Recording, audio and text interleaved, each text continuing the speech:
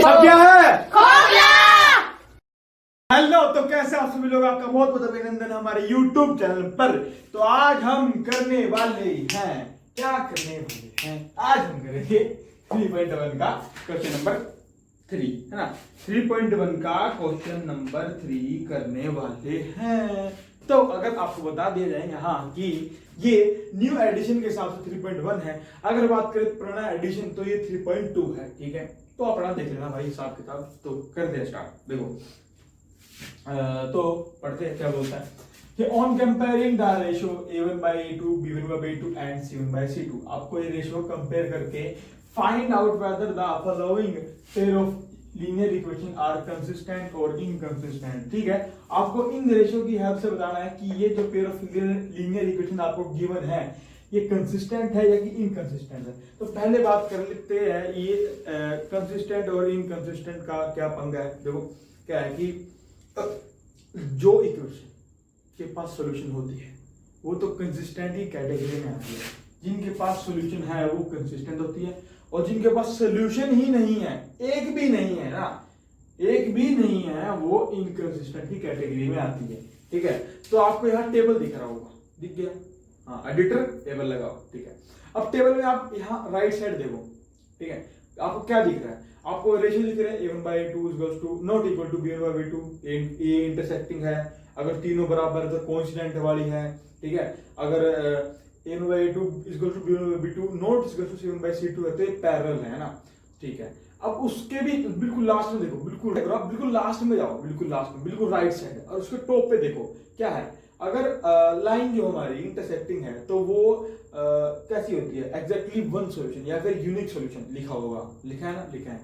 और अगर बात करें हम यहाँ अपनी सेकंड पे आए, ये कोइंसिडेंट है, कोइंसिडेंट में क्या लिखा है भाई, वहां लिखा है मैनी सॉल्यूशन, कि इनके पास मैनी सॉल्यूशन है, एक नहीं है, दो नहीं है, बहुत सारे हैं। और ऊपर अभी क्या देखा कि इंटरसेक्टिंग में एक होता है, कोइंसिडेंट में बहुत सारे होते हैं। अगर तीसरी बात करें पैरेलल, पैरेलल में चेक करो भाई, पैरेलल में क्या है, पैरेलल में नो सॉल्यूशन, सॉल्यूशन ही नहीं होते हैं। तो उसका फंडा क्या है, देखो एक बार यहाँ देखते हैं ना, पूछते एक बार ना, इंटरसेक्टिंग में क्या है, इंटरसेक्टिंग में एक सॉल्यूशन देखा था हमने टेबल में। ठीक है, मतलब कहने का मतलब ये है कि अगर दो लाइन है वो अगर कट कर रही है, अगर एक पॉइंट पे कट कर रही है, वो उसका सॉल्यूशन होता है। ठीक है, ये इसका सॉल्यूशन है, सॉल्यूशन समझ आ गया। अब इंटरसेक्टिंग का मतलब क्या है, वो एक बार कट करेगी तो एक सॉल्यूशन, तभी वहां देखो टेबल में लिखा हुआ है राइट साइड, दिख गया, राइट साइड इंटरसेक्टिंग के साइड में दिख गया कि क्या है, वो एग्जैक्टली वन सॉल्यूशन या फिर यूनिक सॉल्यूशन। ठीक है, पर अगर बात करें कोइंसिडेंट, कोइंसिडेंट का मतलब क्या है भाई, एक लाइन के ऊपर एक लाइन आ जाएगी, एक लाइन के ऊपर एक लाइन। तो अब यहाँ बहुत सारे पॉइंट मिल गए है ना, बहुत सारे। अब पॉइंट कितने हैं भाई, वो इन्फिनिटी होता है, क्योंकि एक लाइन इन्फिनिटी पॉइंट से मिलकर बनती है। तो इसमें भी इन्फिनिटी पॉइंट, इसमें भी इन्फिनिटी पॉइंट, अगर हमको मिला दूं तो इन्फिनिटी हमारे पॉइंट आपस में कट करेंगे मिल जाएंगे, तो यहाँ इन्फिनिटी सोल्यूशन होंगे, है ना, क्योंकि जितनी बार कट करेगी लाइन अपने आप को आपस में उतने सोल्यूशन होंगे। यहाँ तो इन्फिनिटी पॉइंट कट कर रहे हैं आपस में, तो इन्फिनिटी सोल्यूशन होंगे। तो इसलिए यहाँ टेबल में दिख रहा होगा आपको, कोइंसिडेंट का केस में क्या है कि इन्फिनिटी मैनी सोल्यूशन है। पर अगर बात करें पैरेलल की, पैरेलल का फंडा क्या है, पैरेलल का फंडा ये है कि जो लाइन है वो आपस में मीट नहीं करेगी, दूर दूर। पैरेलल का मतलब ये होता है कि वो मिलेगी नहीं, साथ साथ चलेगी पर मिलेगी नहीं। ठीक है, कट नहीं करेगी तो सोल्यूशन नहीं होगा, सोल्यूशन नहीं होगा। तो इसलिए वहां लिखा है, देखो टेबल में पैरेलल की साइड में लिखा है पैरेलल लाइन इक्वल्स टू हमारा नो सॉल्यूशन। ठीक है, पर भैया आप तो बता रहे थे कंसिस्टेंट और इनकंसिस्टेंट, बड़ा सिंपल है भाई। कंसिस्टेंट का मतलब जिनके पास सॉल्यूशन होते हैं, एक है, दो है, तीन है, इन्फिनिटी है, मतलब नहीं है पर होना चाहिए। और इनकंसिस्टेंट जिनके पास सॉल्यूशन नहीं होते।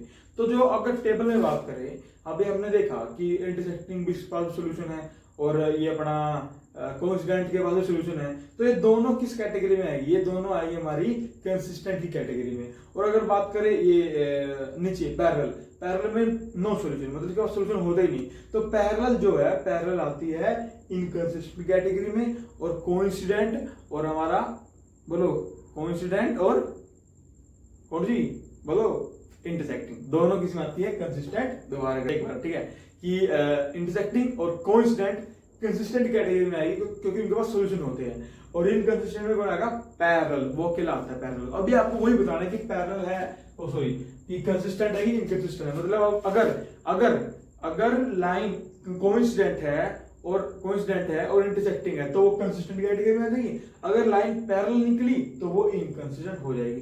पर भैया ये कैसे पता लगेगा कि पैरेलल है इंटरसेक्टिंग है क्या है ना? देखो टेबल में देखो थोड़ा इनके साइड में आओ, बीच में आपको रेशो दिख रहे होंगे कि a1/a2 not equal to b1/b2 ये इंटरसेक्टिंग का है। अगर तीनों ही रेशो बराबर हो गए a1/a2 equal to b1/b2 equal to c1/c2 तो ये क्या होगा?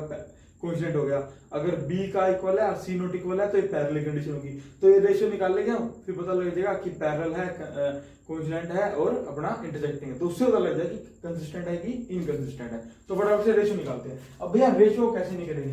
देखो a1 a2 की वैल्यू पता होनी चाहिए, b1 b2 c1 c2 की। तो a1 a2 क्या है भैया? देखो अगर ये 1 a1 b1 c1 की बात करें, ये तो है फर्स्ट इक्वेशन, और a2 b2 c2 ये होती है सेकंड इक्वेशन के लिए। तो तो ठीक है, पर एक काम कर लेते हैं यहाँ, एक काम क्या करते हैं a1 a2 लिखने से पहले कि जो भी साइड है सबको इस साइड ले आओ। मतलब ये 5 इस साइड है तो 5 को इस साइड ले आओ। 3x प्लस 2y, ये माइनस का 5 हो जाएगा, यहाँ प्लस आगे माइनस का, और ये भी क्या हो जाएगी हमारे पास 2x माइनस 3y और ये माइनस का 7 हो जाएगा इक्वल टू 0, है ना? अब करो a1 a2। तो a1 क्या होगा? a1 तो 1 की बात करूं तो इसलिए बात करूंगा, और a2 b2 c2 की तो इसलिए बात करेंगे, सेकंड डिवीजन के लिए बात करेंगे, ठीक है? a क्या है? x का कोएफिशिएंट, है ना, जो आगे मल्टीप्लाई हो रहा है। कोएफिशिएंट का मतलब होता है जो आगे मल्टीप्लाई हो रहा है। तो a क्या है? x का कौन मल्टीप्लाई 3, तो a1 की वैल्यू हो जाएगी हमारे पास 3। तो b1 की हो जाएगी, बोलो हाँ 2, वो y का कोएफिशिएंट होता है, और c मतलब कांस्टेंट, जो कांस्टेंट क्या है -5, तो ये c1 हो जाएगा हमारे पास -5। और ऐसे ही यहाँ से a2 क्या होगा? a2 होगा 2, है ना, x का कोएफिशिएंट। यहाँ b2 क्या होगा? ये होगा -3। ये माइनस का ध्यान रखना, 3 मत लिखना, -3 इसमें, ठीक है? और यहाँ से अगर मैं c2 लिखूं, c2 आएगा -7, ठीक है भाई, समझ आ गया? आ गया। तो बस अब a1 a2 वैल्यू निकालते, तो a1/a2 क्या होगा? a1/a2 क्या होगा? देखो a1 3 a2 2, तो ये तो कटेगा नहीं, तो यही आंसर है। आंसर को डब्बे में डाल देना, है ना, ताकि हाईलाइट हो जाए, ठीक है? अब निकालेंगे b1/b2, b1 2 b2 -3, ठीक है? तो ये भी नहीं कट रहा है, पर ये माइनस ऊपर चल जाएगा, है ना? तो इसको ऐसा लिख देता हूँ, ऊपर डिनोमिनेटर का माइनस ऊपर चला जाता है ना, तो ये माइनस कट हो जाएगा, -3 था, ठीक है? अब निकालते हैं हम c1/c2। तो c1 कितना है हमारे पास? c1 है -5, c2 कितना है हमारे पास? -7, तो माइनस कटा तो ये आ गया 5/7। अब देखो भाई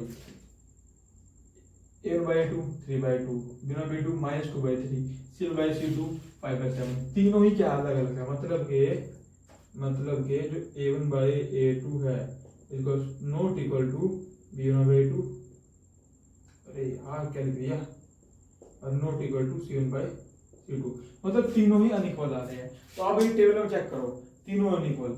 अब टेबल में आप सबसे ऊपर जाओ, ऊपर इंटरसेक्टिंग का रेशियो देखो, इंटरसेक्टिंग क्या रेशियो है? इंटरसेक्टिंग का रेशियो है हमारे पास कि a1/a2 not equal to b1/b2, तो यही वही कंडीशन होगी। आप बोलोगे भैया टेबल के अंदर तो c1/c2 तो है ही नहीं, यहाँ तो c1/c2 भी है। भाई देखो अगर वहां b1/b2 ही इक्वल नहीं हुआ तो c1/c2 क्या करेगा हम जान के, ठीक है? तो वही है, अगर a1/2 not equal to b1/b2 है तो इंटरसेक्टिंग लाइन होगी, तो ये भी कैसे देखेंगे इंटरसेक्टिंग। तो यहाँ आप ये बात भी लिख सकते हो, ये अगर c1/c2 अगर रब कर दो कोई दिक्कत बात नहीं है, तो ये कंडीशन हो गई। तो देयरफॉर इंटरसेक्टिंग लाइन है, इंटरसेक्टिंग कैसे होती है? कंसिस्टेंट। तो देयरफॉर लाइंस आर कंसिस्टेंट, ठीक है? समझ गए? अब ऐसा ही सेकंड के लिए करते हैं, देखो फटाफट से। अब वही है, इसको पहले साइड लेकर आना पड़ेगा सबको।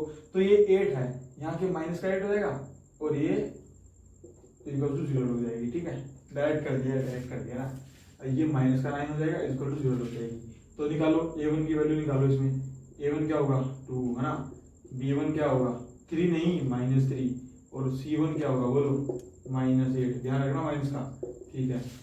अब यहाँ निकाल देते हैं, a2 होगा 4, b2 बोलो हाँ -6, और c2 बोलो -9, ठीक है? तो अब निकालते हैं हम a1/a2, a1 कितना है 2, a2 कितना है 4, तो ये कटा 2, तो a1/2 हो जाएगा। तो a1/a2 कितना आ रहा है हमारे पास 1/2। ऐसे ही हम निकालते हैं b1/b2, b1 कितना है -3, b2 कितना है हमारे पास -6, तो कटा ये 3 6, तो ये 0/2 जाएगा 1/2, टू। ऐसे ही C1/C2 निकालते हैं। C1 क्या है हमारे पास -8 है ना, C2 -9 कटा, ये तो कटेगा ही नहीं, नहीं कटा, ये नहीं कटेगा ना, 8/9 ही आएगा, तो आंसर आएगा 8/9।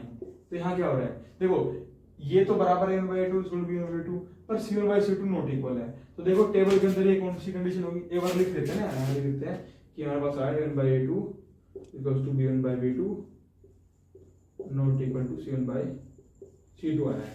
तो टेबल के अंदर चेक करवाइए कौन सी कंडीशन है, देखो दिख गई, लास्ट में, बिल्कुल लास्ट में, पैरेलल ना, पैरेलल के अंदर होता है ना, सेम दिख गया। A/2 = B1/B2 not equal to C1/C2 parallel के अंदर है। तो पैरेलल के क्या होता है, पैरेलल नो सॉल्यूशन, तो पैरेलल मतलब पैरेलल है तो ये क्या होगी, इनकंसिस्टेंट। देयरफॉर लाइंस आर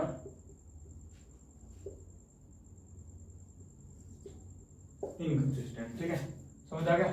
तो फटाफट से छाप लो, स्क्रीनशॉट ले लो, मर्जी आपकी। हम फटाफट से इसके अगले पार्ट करते हैं, थर्ड पार्ट करते हैं।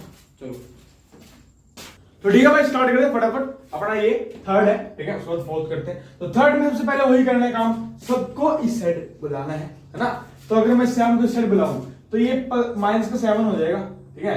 तो ये ऐसे लिखता हूं ना, -7 = 0, और ये माइनस का 14 हो जाएगा, ठीक है। ये भी मैंने डायरेक्ट कर दिया भाई, कोई बात नहीं, ठीक है। तो अब ABC की वैल्यू लिखते हैं। तो A1 तो इसका होगा, A2 इसका होगा, तो A1 लिखते हैं। A1 क्या होगा, 3/2, हाँ x का कोएफिशिएंट 3/2, ठीक है भैया। B1 होगा हमारे पास, बोलो, हाँ 5/3, बिल्कुल सही, ठीक है भैया। C1 होगा -7, C1 होगा -7, बहुत बढ़िया, बहुत बढ़िया। अब बात करते हैं A2 की।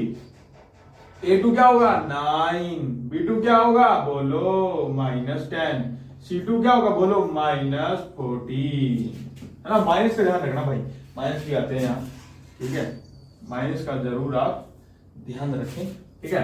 अब बात करते हैं अपना A1/A2 निकालते हैं। तो A1/A2 क्या होगा, बोलो 3/2, ये मेन डिवाइड है, ठीक है।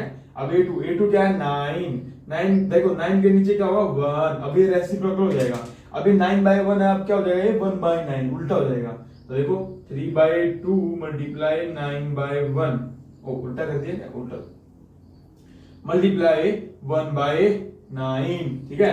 3 3 जा 9, और ये 1, और ये 3 2 जा 6, तो ये 1/6 आ चुका है, ठीक है। अब निकालते हैं हम B1/B2। तो B1 कितना है, 5/3, अच्छा B2 कितना है, -10, तो नीचे 1 है, ये भी रेसिप्रोकल हो जाएगा, तो हो जाएगा 5/3 × -1/10, माइनस ऊपर चला ना 1 के ऊपर, ठीक है। 5 2 जा 10, तो -1/3 2 जा 6, ये आ गया। अब निकालते हैं हम C1/C2। अब C1/C2 क्या होगा, C1 क्या है हमारा, बोलो बोलो बोलो बोलो, -7, C2 क्या है, -14, कट गया, -7 2 जा 14, तो ये 1/2 आ रहा है, ठीक है। तो यहाँ हमारे रेशियो कैसे हुई, देखो A1/A2 not equal to B1/B2, क्योंकि ये देखो ये तो सेम है, पर ये है पॉजिटिव, ये नेगेटिव, अलग अलग, तो अनइक्वल होगा भाई, ये भी अनइक्वल होगा। तो A1/A2 not equal to B1/B2, ठीक है। आगे बात समझ।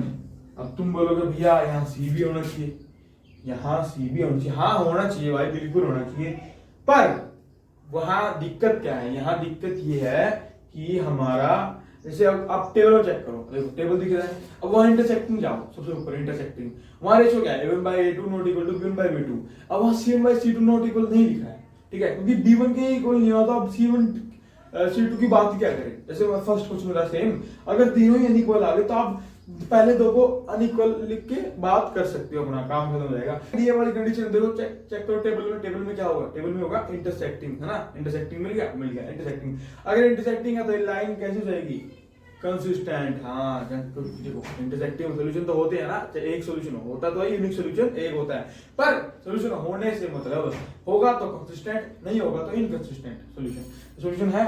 तो lines are therefore lines are consistent, ठीक है, समझ गए। तो ठीक है, अच्छी बात है, ठीक है भाई। तो अब करते हैं फोर्थ पार्ट, है ना। अपना करके चलो करते हैं स्टार्ट। करते हैं सबको इस साइड ले करेंगे। हाँ पहला ये काम है भूलना मत बच्चा, बच्चा भूलना मत, पहला काम यही है। तो ये आगे माइनस का हो जाएगा इक्वल टू 0, ये भी आगे माइनस का, ये तो माइनस है, यहाँ क्या हो जाएगा, ये प्लस का हो जाएगा ना, यहाँ पे प्लस 22 हो जाएगा। ठीक है अब फटाफट से करते हैं। तो a1 वही होगा x का कोएफिशिएंट 5, b1 -3 मत लिखना -3, c1 -11। अब बात करते हैं a2 क्या है बोलो, 10 नहीं -10, हाँ -10। b2 बोलो बोलो बोलो, b2 6, बोलो c2 बोलो बेटा, बोलो मेरा बच्चा, बोलो मेरा बच्चा, बोलो मेरा बच्चा, बोलो मेरा बच्चा, बोलो मेरा बच्चा, c2 22। ठीक है तो फाइंड करते हैं हमारा a1 बाई a2। a1 क्या है 5, a2 क्या है -10। तो ये 5 में 5 + 10, ये माइनस ऊपर चल जाएगा तो 1/2। a2 क्या आ गया 1/2। ठीक है ठीक है ठीक है। अब निकालते हैं हम b1/b2, b1/b2 निकालेंगे ना, बोलो बोलो बोलो बोलो। तो -3 b1, b2 कितना है 6 6 है ना, कैसे लग रहा है ना 6 6 6 6। ठीक है 3 to 6 तो ये -1/2। ठीक है अब निकालेंगे हम c1/c2। तो c1 कितना है बोलो बोलो बोलो, c1 है -11, c2 22, 11 to 22 तो ये -1/2। तो ये 1/2, ये भी माइनस है ना, माइनस था भाई -10, ये लगाना भूल गया है। हाँ -1/2। मजाक मजाक के चक्कर में हम ये भूल गए, नौटंकी के चक्कर में, मजाक का चक्कर में नौटंकी के चक्कर, नौटंकी तो हो रही है। ठीक है तो -1/2 -1/2 तीनों इक्वल आ गए। तो हमारे पास क्या आया बेटा बोलो, a/a2 = b1/b2 = c1/c2। तो अब देखो, अब टेबल में देखो बीच में, बिल्कुल बीच में a1/a2 = b1/b2 = c1/c2 तीनों इक्वल है। तो लाइंस की कैसी कंडीशन होगी, कोइंसिडेंट। और कोइंसिडेंट के अंदर क्या था, मैनी सॉल्यूशन, पर सॉल्यूशन तो है, तो इसका मतलब ये कैसी होगी कंसिस्टेंट। सिंपल है, बहुत सिंपल है, बड़ा सिंपल है भाई। इंटरसेक्टिंग और कोइंसिडेंट दोनों हमारे कंसिस्टेंट में आती है, और पैरेलल जो है वो एक लोती है जो इनकंसिस्टेंट में आते हैं बस। तो एक कोइंसिडेंट होगी तो इनकंसिस्टेंट, सॉरी क्या बोल रहा हूँ, हाँ तो ये कोइंसिडेंट हो गई ना, तीनों पैरेलल, तीनों बराबर आ गई, तो ये कंसिस्टेंट की कैटेगरी में आएगी। तो लिख देना यहाँ कि लाइंस आर कंसिस्टेंट। ठीक है बहुत अच्छा है। और हम अब फटाफट से इसका लास्ट पार्ट कर लेते हैं। मेरे पे ना भाई इंतजार नहीं हो रहा, बस ये क्वेश्चन खत्म होने का, क्योंकि यहाँ इस कमरे में जो है ना, कमरे बोल रहा हूँ, कमरे में है जो भाई गर्मी बहुत हो गई है, और शायद अब मच्छर भी आ गए हैं, मच्छरों ने अपनी गैंग बुला ली है, और वो चाहते हैं कि अरुण जो है लेक्चर रिकॉर्ड ना कर पाए। ठीक है आज वो सोच के आए कि इससे लेक्चर रिकॉर्ड नहीं करने देना, आज इसका काम नहीं बनने देना है, सोच के आया मच्छर। ठीक है पर मैं भी वो हूँ ढीठ, है ना, ढीठ हूँ भाई, बड़ा ढीठ हूँ मैं, बचपन से ऐसा हूँ ना, बचपन में तो नहीं था खैर।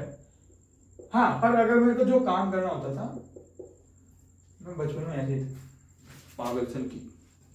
ठीक है तो करते ना, इंक डालूं मैं, है ना भाई, इंक डाल लेता हूँ थोड़ा, फिर बीच में जाऊंगा क्वेश्चन की, तुम बोलोगे भैया क्या क्या करते रहते हो बार बार बार बार। ये इंक अपना करके रखो पहले से सेट, ये बार बार अपने को जमता नहीं है भैया, पहले रखो। हाँ वरना हम क्या कहते हैं, हम सब्सक्राइब कर देंगे।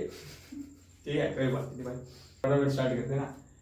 हाँ तो पहला काम, हाँ तुम्हें याद है, बोलो बोलो फटाफट बोलो, हाँ क्या, हाँ यही भाई वही जो आपने बोला वही ठीक है सबको। हाँ सबको इस साइड, ठीक है तो लो, सबको इस साइड लूंगा तो ये माइनस का हो जाएगा, है ना भाई। देखो हम ऐसे कर सकते हैं डायरेक्ट, पर आप ऐसा कॉपी में नहीं कर सकते, आपको करना पड़ेगा, क्योंकि आप पेन और पेंसिल यूज करते हो, हम मार्कर वाले, हमारे पास सुपर पावर है। ठीक है चलो A1 निकालते हैं, A1 निकालते, A1 क्या होगा 4/3 ना, बोलो हाँ बोलो, बिल्कुल सही, जो आपने सोचा वही है 2, और C1 -8, हाँ, और A2 2, B2 3 और C2 -12। ठीक है, तो अब निकालते हैं A1 बाई A2। A1 क्या है 4/3, ये मेन डिवाइड A2 क्या 2, अब यहाँ 1, अब रेसिप्रोकल 2/1 क्या हो जाएगा 1/2, उल्टा हो जाएगा ना, तो 4/3 हो गया 1/2, ये जो है ये उल्टा हो गया, तो 2 2 या 4, तो ये 2/3 की कंडीशन आ चुकी है। अब हम निकालते हैं B1 बाई B2। B1 क्या है 2, B2 क्या है भाई B2 3, तो ये तो वही आ गया 2/3। ठीक है, बहुत अच्छा है, बहुत अच्छा। C1 बाई C2 निकालते हैं। C1 क्या है -8, C2 क्या है -12, कटा 8 पे तो नहीं कटता है, कैसे काट रहे हो भैया, 8 तो नहीं कटता है, हाँ 2 पे आएगा, 4 पे 4 2 8 4 से 12, तो आ गया 2/3। लो भाई तीनों बराबर आ गए, A/2 जोड़ C/2 इक्वल टू, तो ठीक है तीनों बराबर आ गए ना, तो लिखते हैं हम A1 by A2 equal to B1 by B2 equal to C1 by C2। तो ये तो वही कंडीशन बन गई है जो अभी करी थी, ये देखो ये ना, इसमें क्या होता है लाइन्स आर कंसिस्टेंट। बहुत बढ़िया बहुत बढ़िया बहुत बढ़िया, बहुत अच्छे लाइन्स आर